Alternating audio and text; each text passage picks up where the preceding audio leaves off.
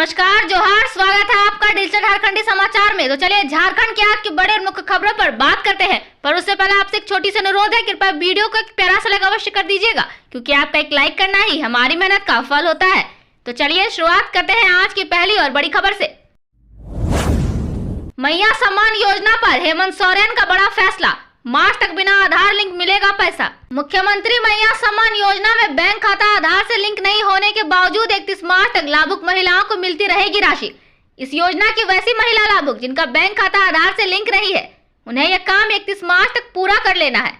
विभाग स्तर पर सहमति के अनुसार आधार लिंक की अड़चनें जल्द दूर कर ली जाएंगी। महिला बाल विकास एवं सामाजिक सुरक्षा मंत्री के रूप में सीएम हेमंत सोरेन ने इस प्रस्ताव पर स्वीकृति दे दी है। स्वीकृति मिलने के बाद विभाग की ओर से इस प्रस्ताव को विकास आयुक्त की अध्यक्षता वाली राज्य योजना प्राधिकृत समिति को भेजा गया है। समिति की सहमति के बाद इस प्रस्ताव को कैबिनेट की बैठक में रखा जाएगा। मुख्यमंत्री हेमंत सोरेन जनवरी माह की राशि लाभुक महिलाओं को जल्द जारी करने का निर्देश पहले ही दे चुकी है। गड़बड़ियों की भी मिल रही जानकारी। योजना के तहत राज्य के सभी 24 जिलों में महिला लाभुक की संख्या 59 लाख तक पहुंच गई है।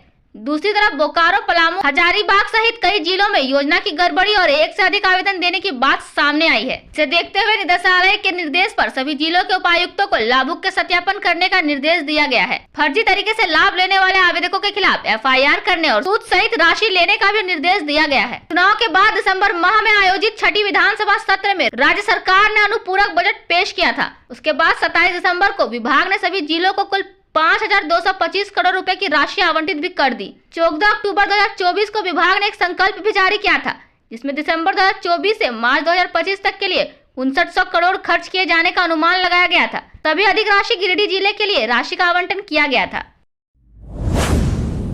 झारखंड में 54 कंपनियों ने सोलर पावर प्लांट लगाने का दिया प्रस्ताव। 3200 करोड़ का होगा निवेश, बढ़ेंगे रोजगार के अवसर। झारखंड में 54 कंपनियों ने 800 मेगावाट का सोलर पावर प्लांट लगाने का प्रस्ताव दिया है।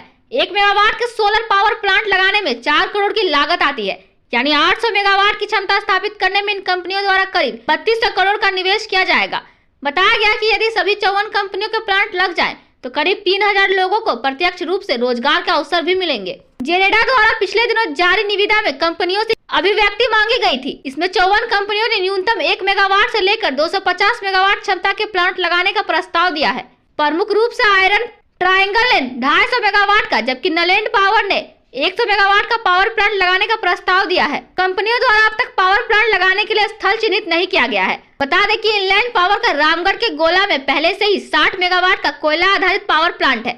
अब कंपनी सौर ऊर्जा के क्षेत्र में निवेश करने जा रही है। बताया गया कि कंपनियों द्वारा दिए गए प्रस्ताव को झारखंड बिजली वितरण लिमिटेड के पास सहमति के लिए भेजा जाएगा। JBVNL सहमति देगा कि उसे किस क्षेत्र में कितने मेगावाट का सौर ऊर्जा प्लांट चाहिए। इसके बाद जेरेडा द्वारा दर के लिए निविदा जारी कर दी जाएगी। न्यूनतम दर टेंडर से आने के बाद इसे सहमति के लिए झारखंड राज्य विद्युत नियामक आयोग के पास भेजा जाएगा। आयोग अंतिम रूप से दर तय करेगा।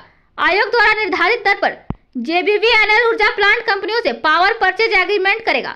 PPA होने के बाद प्लांट लगाने की प्रक्रिया आरंभ होगी। 14 फरवरी को रांची आएंगी राष्ट्रपति द्रौपदी मुर्मू। BIT मेसरा के कार्यक्रम में लेंगी हिस्सा, मुख्य सचिव ने दिए निर्देश। राष्ट्रपति द्रौपदी मुर्मू 2 दिवसीय दौरे पर 14 फरवरी को रांची आ रही है। वह 15 फरवरी को वापस दिल्ली लौट जाएंगी। इस दौरान वह BIT मेसरा के प्लेटिनम जुबली कार्यक्रम में हिस्सा लेंगी। उनके रांची आगमन पर तैयारियों को लेकर मुख्य सचिव अलका तिवारी की अध्यक्षता में प्रोजेक्ट भवन में समीक्षा की गई। मुख्य सचिव ने अधिकारियों को निर्देश दिए कि प्रोटोकॉल के अनुसार राष्ट्रपति के दौरा के दौरान पूरी व्यवस्था चाक चौबंद रखे। जहां जरूरी हो विभाग एक दूसरे से समन्वय बनाकर तैयारियों को पुख्ता करे। समीक्षा के दौरान मुख्य सचिव ने अबाधित विद्युत आपूर्ति का निर्देश दिया। वहीं एयरपोर्ट के निदेशक को हवाई अड्डा पर VIP लाउंज को व्यवस्थित रखने को कहा। इस दौरान राष्ट्रपति के मिनट टू मिनट कार्यक्रम के अनुसार अलग अलग व्यवस्था के लिए संबंधित विभागों के अधिकारियों की तैयारियों का भी जायजा लिया गया। राष्ट्रपति के आगमन के दौरान स्वागत के लिए बुके की व्यवस्था, राष्ट्रीय गान, कारकेड, सुरक्षा व्यवस्था, भोजन एवं आवासन की व्यवस्था, विद्युत एवं ध्वनि विस्तारक की व्यवस्था, कार्यक्रम स्थल, आवासन स्थल पर मेडिकल व्यवस्था, अग्निशमन व्यवस्था, आवागमन मार्ग को दुरुस्त करना सहित कई अन्य जरूरी व्यवस्था की तैयारियों की समीक्षा की गई। राष्ट्रपति द्रौपदी मुर्मू के रांची आगमन को लेकर उपायुक्त ने सभी तैयारियां समय पर पूरी करने का निर्देश दिया है। सोमवार को अधिकारियों के साथ बैठक करते हुए प्रोटोकॉल के अनुसार सभी व्यवस्था तय समय पर करने का निर्देश दिया। एयरपोर्ट, राजभवन एवं कार्यक्रम स्थल के लिए नोडल पदाधिकारियों एवं सहायक नोडल पदाधिकारियों को आपस में सही समन्वय बनाए रखने को कहा। झारखंड हाईकोर्ट ने इस जिले के तत्कालीन डीसी पर लगाया 50,000 जुर्माना। झारखंड हाईकोर्ट ने साहिबगंज के तत्कालीन उपायुक्त रामनिवास यादव पर 50,000 रुपए का दंड लगाया है। इसके साथ ही याचिकादाता प्रकाश यादव उर्फ मुंगेरी यादव को माइनिंग लीज रद्द करने की वजह से हुए नुकसान की भरपाई की वसूली के लिए कोर्ट में याचिका दाखिल करने की आजादी दी है। कोर्ट ने प्रकाश यादव की याचिका की सुनवाई के बाद यह आदेश दिया है। प्रकाश यादव की कंपनी मेसर्स हिल मूवमेंट के नाम पर सरकार ने माइनिंग लीज दी थी। साहिबगंज के उपायुक्त ने 8 अगस्त 2023 को एक आदेश पारित कर कंपनी को दी गई माइनिंग लीज रद्द कर दी थी। उपायुक्त द्वारा की गई इस कार्रवाई को प्रकाश यादव उर्फ मुंगेरी यादव ने हाईकोर्ट में चुनौती दी। याचिका में राज्य सरकार, साहिबगंज के उपायुक्त और जिला खनन पदाधिकारी को प्रतिवादी बनाया गया था। याचिका पर मुख्य न्यायाधीश MS रामचंद्र राव और न्यायाधीश दीपक रोशन की पीठ में सुनवाई हुई।